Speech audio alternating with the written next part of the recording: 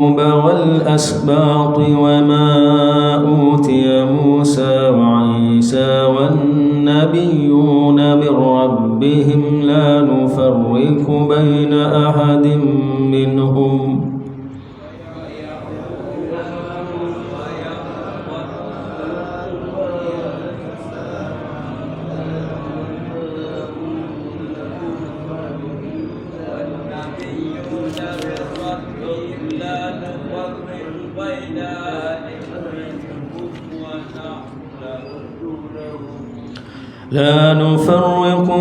أحد منهم ونحن له مسلمون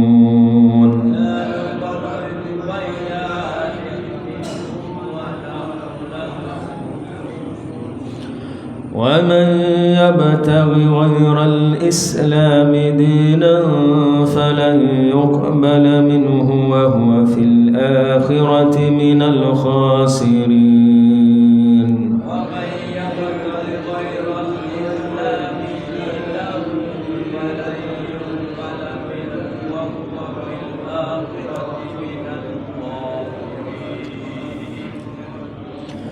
كيف يهدي الله قوما كفروا بعد إيمانهم وشهدوا أن الرسول حق وجاءهم البينات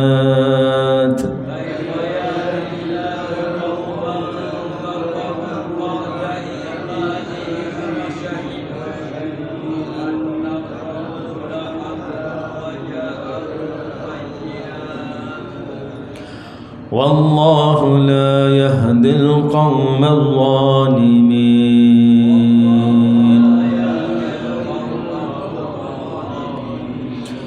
أولئك جزاؤهم أن عليهم لعنة الله والملائكة والناس أجمعين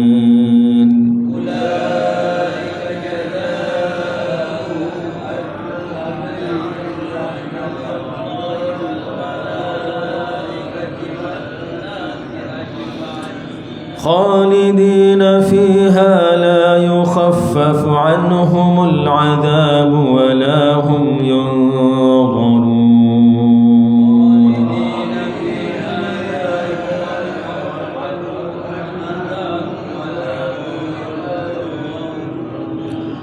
إلا الذين تابوا من بعد ذلك وأصلحوا فإن الله غفور رحيم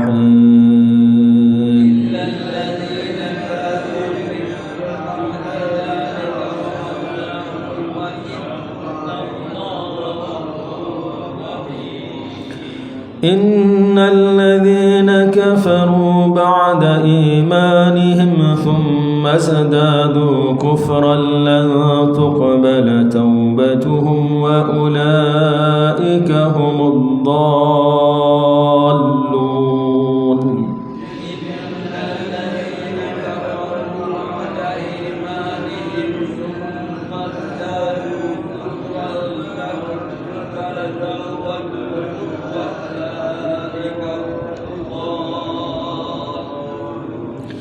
إن الذين كفروا وماتوا وهم كفار فلن يقبل من أحدهم ملء الأرض ذهبا ولو افتدى به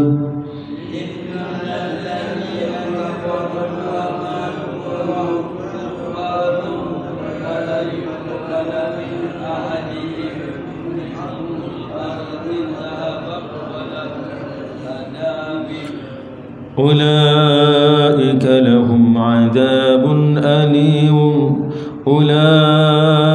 لهم عذاب أليم وما لهم من ناصرين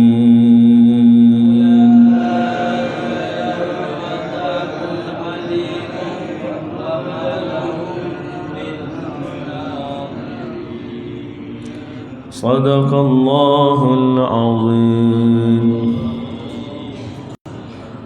Alhamdulillah, syukur kepada Allah Subhanahu wa taala yang masih lagi memberi peluang kepada kita untuk meneruskan pengajian tadabbur Al-Quran.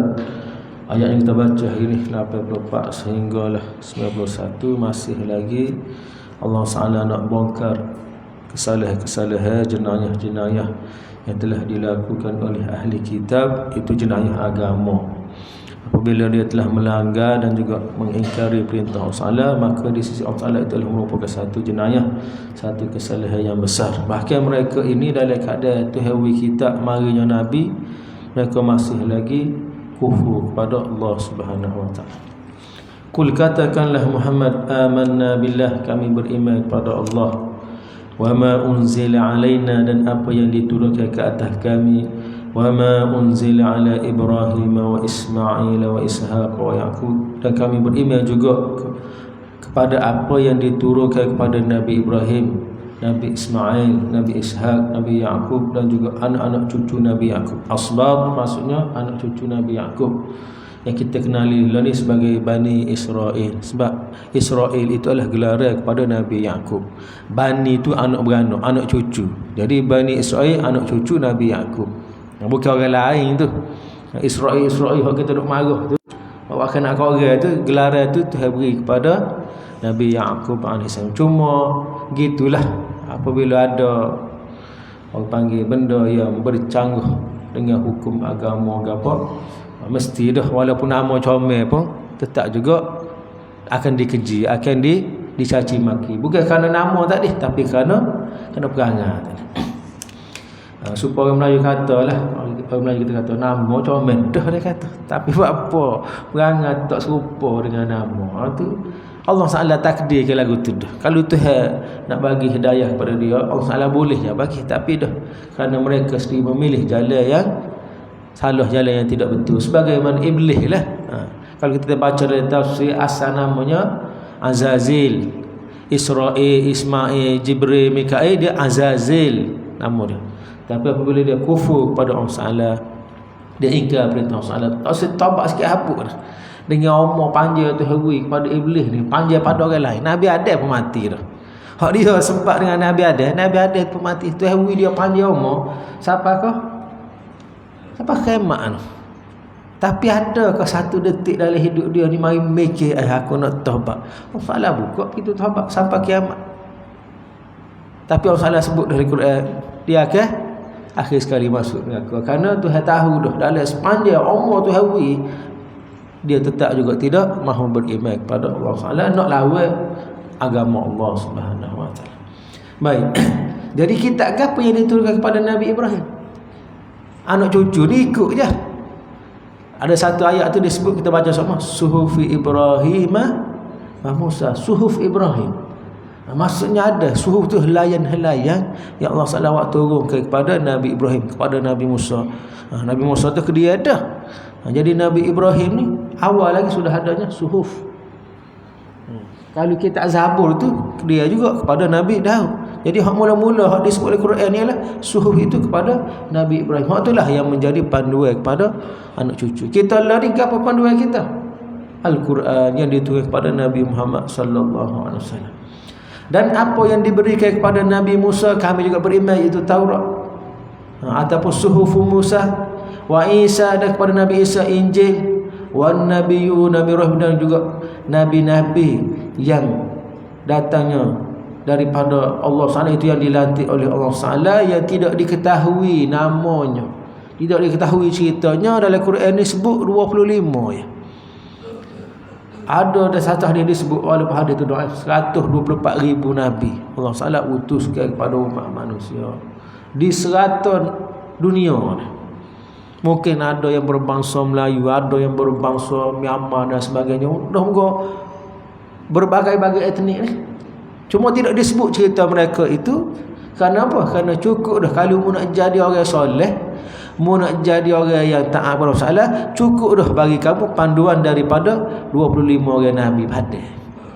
Serupa juga satu hadis yang disebut oleh Imam Nawawi dalam kitab Al-Azkar bab yang ke-69, bab asma'i ta'ala al-husna, bab nama-nama Allah Taala yang indah. Imam Nawawi mari hadis daripada Abu Hurairah, 99 nama Allah Ta'ala. Ibnu Qayyim dia syarah hadis tu, dia kata apa? Dia kata nama Allah Ta'ala banyak lagi pada ni. Cari-cari lebih pada 99, beratus-ratus, beribu-ribu kalau nak cari nama Allah Ta'ala. Tapi berapa hadis ni sebut 99? Dia kata untuk keperluan manusia pada. Mu nak minta gapo dengan Allah Ta'ala tu pada dah dengan nama Allah Ta'ala, baca doa, baca zikir, doa, tasbih dengan sebut nama Allah Ta'ala, mu nak minta lah doa kepada Allah Ta'ala. Nak rezeki sebut gapo ya? Ya Razzaq, urzuqni rizqan halalan, wahai Ta'ala yang memberi rezeki, Razzaq yang memberi rezeki, berilah rezeki kepada aku yang halal yang baik. Kalau nak anak, sebab dalam Quran ada kalau cerita bab wi anak tu guna nama lain, tu guna perkataan lain. Ya Wahhab, wi juga tu. Razzaq pun wi juga, Wahhab pun wi juga. Cuma Razzaq ni wi harta, manakala Wahhab wi keturunan. Rabbi habli zurriyatan tayyibah. Tu doa. Allah Ta'ala guna perkataan hab. Rabbana hab lana min azwajina wa dhurriyyatina qurrata a'yun. Berilah kepada kami anak cucu yang qurrata a'yun, yang menjadi penyejuk mata. Maka nama Allah Ta'ala situ yang sesuai lah, Ya Wahhab. Ambil daripada bismillah. Kalau kita sakit Ya Syafi, Allahumma anta syafi la shifaa illa shifauka. Nama Allah Asy-Syafi, yang menyembuh. Kalau kita diancam oleh musuh, Ya Aziz, Ya Qahar, wahai yang perkasa, wahai yang debat, mubalahlah kepada musuh aku. Guna nama Allah. Kalau nak ke hujan, kita ada semai istisqa tu.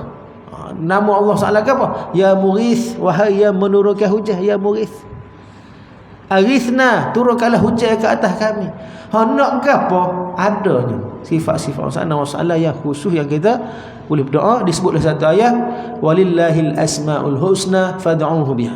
Allah Ta'ala mempunyai nama-nama yang indah yang sesuai dengan kehendak kamu tadi, maka berdoalah kamu dengan menyebut nama-nama Allah Ta'ala yang indah tadi. Cuma kita kena ngaji sekali tu. Kata ini nama ni tu apa maksud dia, apa nak guna mana tu, supaya kita nak pergi pinjam-pinjam dengan orang lah. Pergi pagi lagi, Assalamualaikum, awak lah yang debel yang gagah pinjam 10 ya. Tak kena. Kalau awak yang debel yang gagah, mari kita pergi tahu orang tu apa, you akan nak kahwin. Betul lah yang gagah yang debelnya. Tapi apabila nak sesuatu, kamulah yang pemurah, kamulah yang dermawan, kamulah yang baik hati, pinjam 10 ya. Baru jolah ya matching tu. Jadi kena belajar 99 tu nak guna mana. Nama ni nak guna masa mana, nama ni nak guna masa mana. Semuanya ada. Dan hamba pergi ngajar lah di satu surah tu, kita tu lah. Hadis tu 3 minggu tak habis lagi. So hadis ya. Dah muka 99 nama ni nak pelera susah. Hak ni nak guna masa mana, hak ni nak guna masa. Sebab kalau tak wayak tak tahu. Kita pun tak ingat nama 99 tadi, tapi biar setidak-tidaknya keperluan kita tu dengan nama tadi kita tahu. Ambo pun cari balik dalam Quran, balik dalam hadis. Keperluan manusia ni ada 12 ya. 12 saja. Pertama sekali nak sihat, lepas nak makan minum, lepas nak ke zuriat yang baik, lepas tu nak apa? Nak selamat dunia, nak selamat akhirat. Cari 12 kali 99. Banyak benar. Apa yang jadi 99? Kadang-kadang tindak. Macam Al-Wahhab Ar-Razzaq tadi, dia tindak. Wi dua-dua, tapi wi gapo? Masa ni nak guna Wahhab ke ya Razzaq? Kalau nak anak kena guna ya Wahhab. Kalau nak rezeki guna ya Razzaq. Ya ada tindak 2, tindak 3. Allah Taala sengaja buat lagu tu nak suruh kita disebut banyak. Supaya saat ni lah orang kaya saat ni lah. Wahai yang hartawan, dermawan, yang pemurah, yang baik hati, hapa dah atas seorang tu ya, tapi apa? Namalah yang debel, yang backing, yang gagah, yang perkasa. Jadi atas orang tu Tuhan sengaja buat lagu nak suruh kita ni ratib banyak, sebut banyak nama-nama dia tadi untuk kita minta kepada Allah Subhanahu wa taala. Baik, jadi dalam ayat ini sebut apa yang diturunkan kepada Nabi Musa, Nabi Isa, nabi-nabi yang lepas daripada itu, sebelum daripada itu, La nufarriqu baina ahadin minhum, kami tidak pernah membeza-bezakan di antara mereka itu. Semua kita percaya mereka adalah Nabi Allah Ta'ala, dan masing-masing ada mukjizat yang berbeza, tidak sama. Nabi Musa banyak mukjizatnya yang Allah Ta'ala bagi, dan cerita tentang mukjizat ni hak banyaknya Nabi Musa lah. Belah laut dengan tukar, katok batu, tubik 12 matahari. Lagi temu dengan Nabi Khidir, ikan hok makan dah tu hidup semula. Lagi lepas tukar jadi ular. Banyak mukjizat-mukjizat, dan mukjizat tadi bukan sengaja Allah Ta'ala biasa, kerana melihat kepada keperluan tertentu. Nabi Isa boleh menghidupkan orang mati, boleh buat tanah tu jadi burung terbang, boleh menyembuhkan orang buta, boleh menyembuhkan orang yang penyakit kusta. Berbeza. Nabi Muhammad pula beza pula, kerana sesuai dengan zaman tersebut, dan juga cabaran-cabaran yang ada depan ujian tu, maka disesuaikan mukjizat tadi biar dapat menguasai masyarakat tersebut. Nabi Daud, Nabi Sulaiman dengan kehebatan yang Allah Ta'ala bagi, boleh melembutkan besi, boleh mendengar perkataan binatang-binatang, boleh mengawal jin. Jin itu dia boleh kata, boleh pegang, boleh harap, boleh hingga, boleh penjarakan jin. Ini kuasa yang Allah Ta'ala beri kepada Nabi-Nabi tertentu dengan atas nama mukjizat, iaitu satu kelebihan. Tujuannya apa? Bukan nak berbangga-bangga, untuk mengajak manusia supaya beriman kepada Allah Subhanahu wa taala. Baik, wa nahnu lahu, menjadi kami beriman kepada kesemua nabi-nabi tadi, dan kami berserah diri kepada Allah Subhanahu wa taala akan perkara tersebut. Wa may yabtaghi ghairal Islam, kita umat Nabi Muhammad ni tak ada masalah, sebab kita beriman belaka. Hak benar pada Nabi Muhammad, iaitu kaum Bani Israel sana, Yahudi ataupun Nasrani, situ timbul masalah. Dia tak terima Nabi Muhammad, hak lain dia terima. Bahkan ada di kalangan puak-puak ahli kitab Yahudi ni, Nabi Isa pun tak terima, sebab lepas pada dia kata. Dia beriman hanya kepada Nabi Musa. Dia tak tahu kalau dalam kitab yang diturunkan kepada Nabi Musa, Taurat tu, adanya perintah supaya beriman kepada Nabi yang mari kemudian. Begitulah juga kaum Bani Israel yang menjadi pengikut Nabi Isa, atau kita gelarkan sebagai Nasrani atau Kristian, tak terima Nabi Muhammad. Nabi dia terima, Nabi Musa dia terima, tapi hak belakang tu tak terima. Ini satu bentuk takabur yang ada pada ahli kitab. Dia hanya nak berpegang dengan kitab. Cuma Quran ni maya ayat jelas mula, bukan kata dia nak berpegang dengan kitab dia tak terima Nabi Muhammad. Hak kitab dia pun dia tak terima, sebab dia telah menolak satu ayat yang menyuruh beriman kepada Nabi yang terakhir, Nabi Muhammad. Benda tu jelas ada dalam kitab mereka. Kamu baca surah mulai semaya, alladzina atainahumul kitab ya'rifunahu kama ya'rifuna abna'ahum. Orang-orang yang kami berikan kepada mereka, mereka kenal Muhammad itu sebagaimana mereka kenal anak-anak mereka. Kenal ke mana? Kenal dalam kitab. Kat kita hari ni pun tahu syurga neraka ni. Mari mana? Quran yang mari royak. Kalau kita baca Quran ni tak ada, jahil kita, tak tahu ke satu. Wa man yabtaghi, sesiapa yang mencari selain daripada Islam sebagai agama, sebagai pegangannya, fala yuqbala minhu, maka dia tidak akan diterima amalannya. Orang kafir, dia tak ada panduan. Bahkan dengan kitab-kitab dia tu sudah berlaku banyak penyelewengan. Akhir sekali dia kaji Quran, dia kaji ibadah-ibadah yang dilakukan oleh orang Islam. Ada salah seorang panggil ahli perubatan barat ni, dia kaji bapa dalam semaya orang Islam ni ada sujud bapa. Dia kaji sujud ya, sujud dia kaji. Kedudukannya, postur badannya apa. Dia tengok, dia sebenarnya memberi kesihatan yang tambahan pada tubuh kita. Kita duduk dalam bentuk lagu tu, yang mana kita tak akan buat dalam kehidupan kita. Bila kita nak buat lagu tu, ada perbuatan kita sujud dalam kehidupan kita? Tak ada. Rokok pun tak ada. Kalau bagai jatuh barulah kita turun tunduk gitu. Lepas kita duduk cacah sama, cacah duduk. Mengatuk tidur. Tapi kedudukan sujud tak ada, kedudukan rokok tu tak ada dalam amalan perbuatan kita, dalam kehidupan kita tak ada. Jadi dia kaji apa semaya ni kena ada sujud ni 2 kali pula. 2 kali. Ni. Sorakat 2 kali, sorakat 2 kali. Dia kata apabila cek semula, dia akan memberi kelebihan pada kesihatan. Dia kata kalau aku tak buat rugi. Jadi aku nak buat, aku ni tidak Islam. Akhir sekali masuk Islam dia. Kaji sujud saja. Belum lagi kaji bab puasa. Bab puasa ni beratus-ratus saintis kaji. Berapa Islam puasa 30 hari. Tobik berbagai-bagai, panggil kesimpulan, hasil kajian semuanya positif berlaku. Bab kesihatan, bab sel tubuh badan semua. Akhir sekali, lama mana masuk Islam? Tak baca Quran pun, tengok kaji saja. Jadi banyak lagi lah benda-benda kadang-kadang kita ni orang Islam kaji buat apa, kita semayang nak kau pahala ya. Puasa nak kau pahala, kita tak kaji-kaji dah, ikut dia lah jalan. Tapi sebenarnya dalam setiap perintah Allah tu semuanya ada kebaikan manfaat untuk diri kita. Bapa tu yang larang makan babi.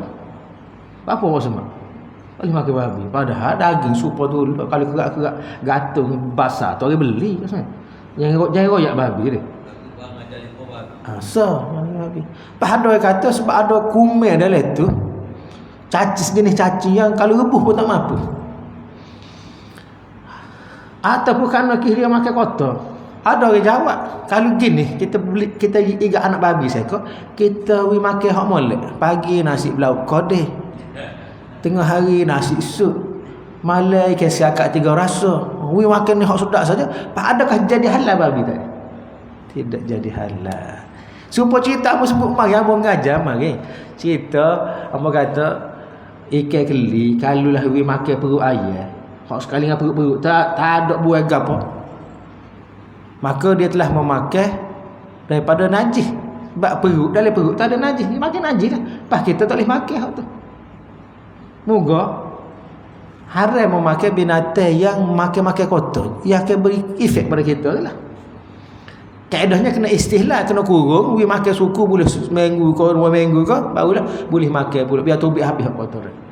Pas ada orang tanya, Ustaz, dia belum pada dia makan perut ayam ke keli, dia rebuh dulu. Perut tu dia rebuh dulu. Ambo tanya, adakah tahi itu jadi halal ke rebuh? Ambil tahi kita rebuh. Wasuk. Jadi halal tak? Dia tak akan jadi halal najis kerana rebuh. Najis kita tak najis sampai bila-bila najis. Dia tak boleh istilah halal, dia kena buai najis tadi. Najis tu kena buai, ambil royah bubuh pahit situ, tendal biar tubik habis tahit dalam perut ayam. Perut ayam tu kita makan. Neh, buat apa masuk? Pak kerabu so lagi hok makan nasi kerabu tu. Buat percik. Oh, sedap perut. Tapi ada tahit ke tak buai tu. Tak buai dah najis tu boleh makan sebab tak ada najis. Kita bakar-bakar buat percik sedap lah makan mengatas saja pun sedap. Tapi tiba-tiba katalah satu hari kita ambil perut tu makan-makan berasa tahi. Halal ke haram? Berasa pot tahi ayam. Berasa bukan berasa dah memang tahi ayam, tempat tahi ayam tu. Hang tahu dah tak boleh makan dah. Aku ingat duduk Pakistan dulu, dia ada jual dipanggil dumci. Dumci ni monggi ayam. Dia basuh-basuh cuci, dia cocok di lidi tu, di batai kebab, besi kebab tu, dia buah repah dia bakar. Makan dengan capati sedap lah semua. Bapak kita kalau pergi kawasan tu memang makan go tu. Capati je dengan punggung ayam bakar, monggi ayam. Wah. Ramai-ramai ni. Satu hari kenyang dah, berasa nak beli buku lah. Kawan tu pun bakar. Balik rumah. Betul lah saya mari. Kita kata ada makan. Makan. Orang luar orang Perak ni makan. Ustaz, dia kata rasa macam tai ayam kata. Bukan rasa lah memang tai ayam dah lah kalau rasa kalau gitu.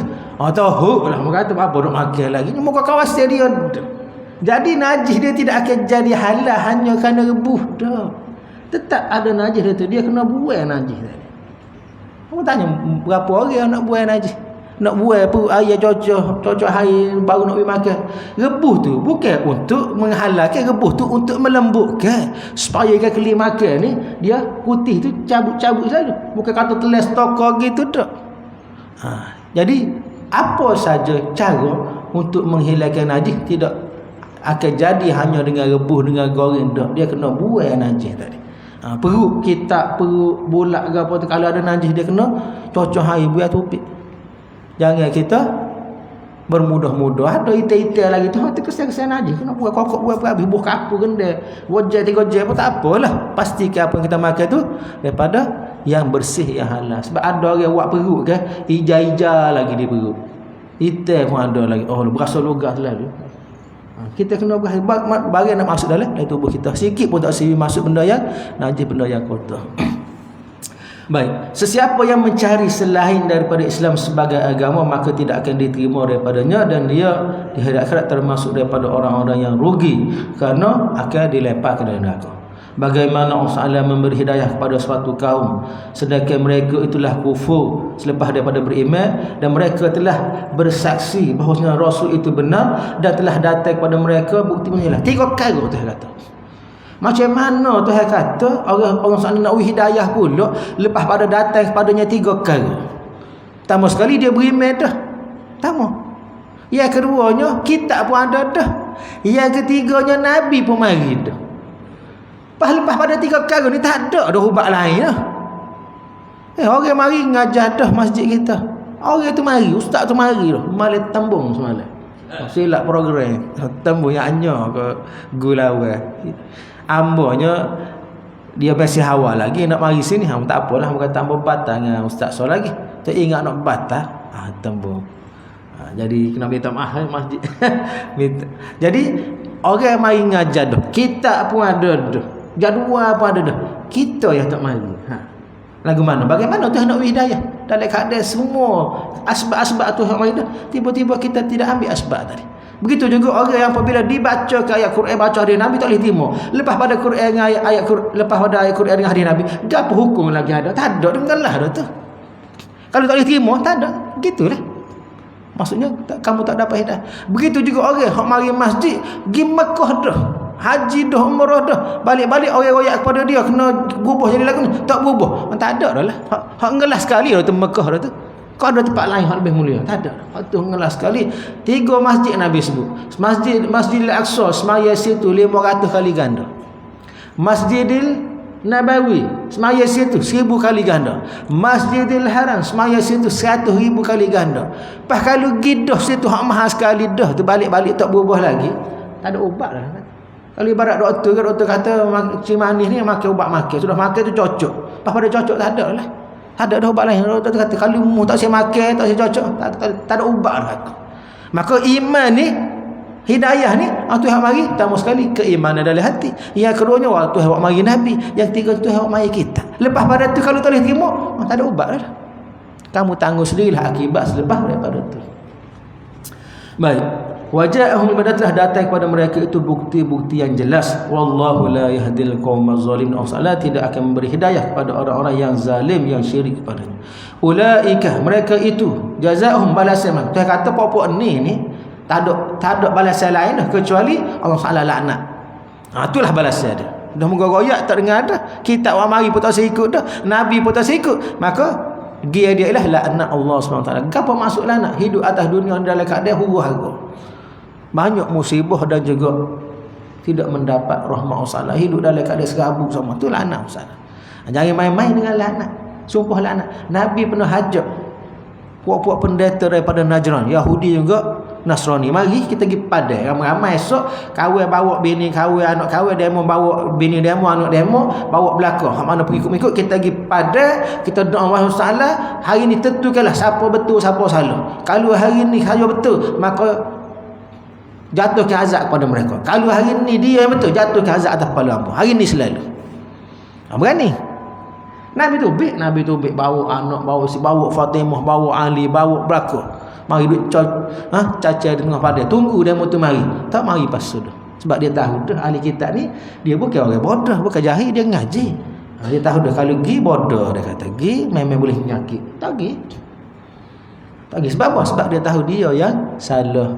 Jangan sekali-kali dalam keadaan dia tahu salah, dia tak usah cabar azab Allah SWT. Dia tahu dah kalau pergi memang kena atas dia. Jadi mubahalah ni langkah terakhir untuk kita ni berdebat dengan orang kafir. wal malaikah, begitu juga malaikat juga melaknat golongan tersebut, dan juga manusia juga melaknat golongan yang tidak menerima agama Allah. Khalidina fiha, kekal mereka itu dalam neraka. La yukhaffafu anhumul azab, tidak akan diringankan azab daripada mereka. Wala hum yunzaruna, tidaklah diberi penangguhan daripada azab. Illa alladzina tabu. Mari lagi ayat. Orang hak kafir dah tak beriman, mari Nabi tak beriman, mari kita tak beriman. Dia kata tetapi kalaulah dia nak bertaubat, ada lagi pintu taubat, ada lagi ruang untuk Tuhan terima dia. Sebab tu orang kata iblis ni makhluk yang celaka sungguh. Tuhan umur paling panjang tu semua. Start daripada zaman Nabi ada hidup sampai ke kiamat. Maksudnya kalau ada 124,000 nabi, dia jumpa belah kedah tu.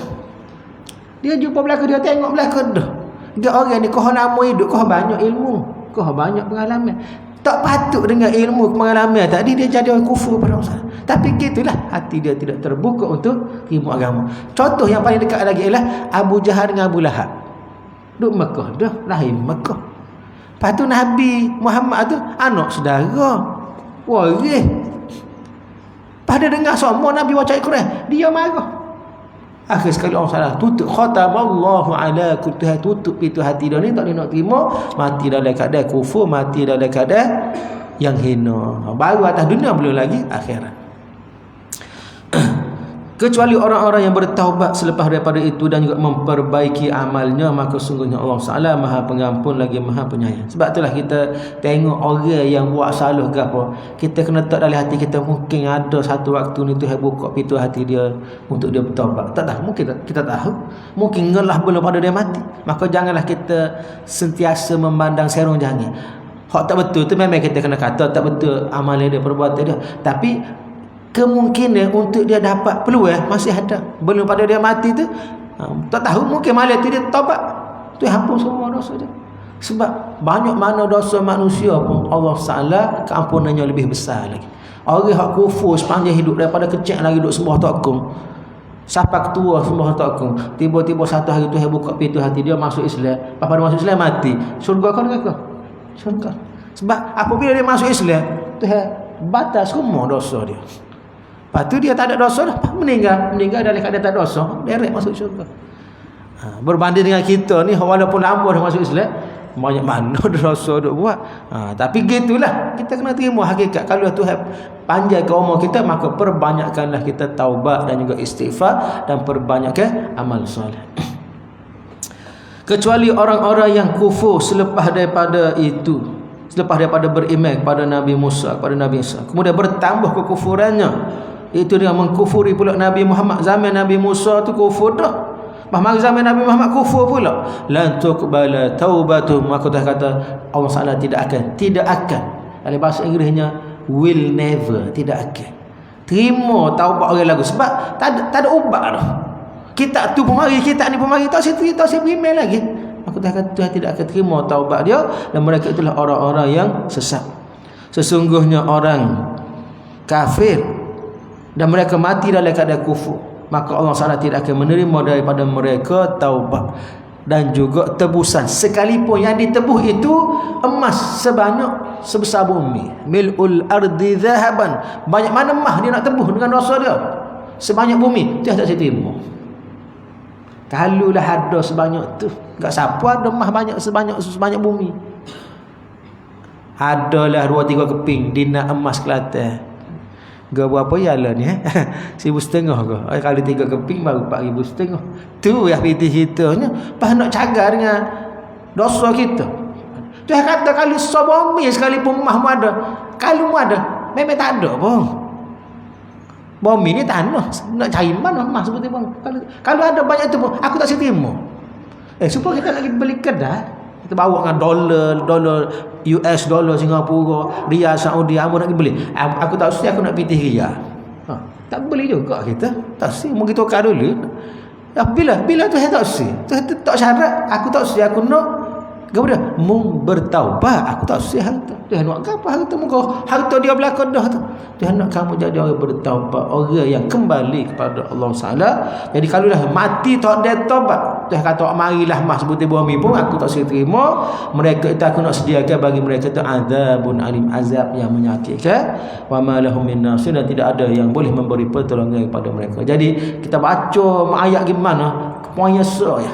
Mu kena beriman sebelum daripada mati, mu kena buat amal belum pada mati. Poin duduk situ. Bacalah ayat mana sekalipun, masa peluang yang ada ni, jadilah orang beriman dan juga memperbanyakkan amal soleh, kerana itulah satu-satunya jalan untuk kita selamat di hari akhirat. Aktafi bihadzal qadar wa billahi taufiq. Assalamualaikum warahmatullahi wabarakatuh.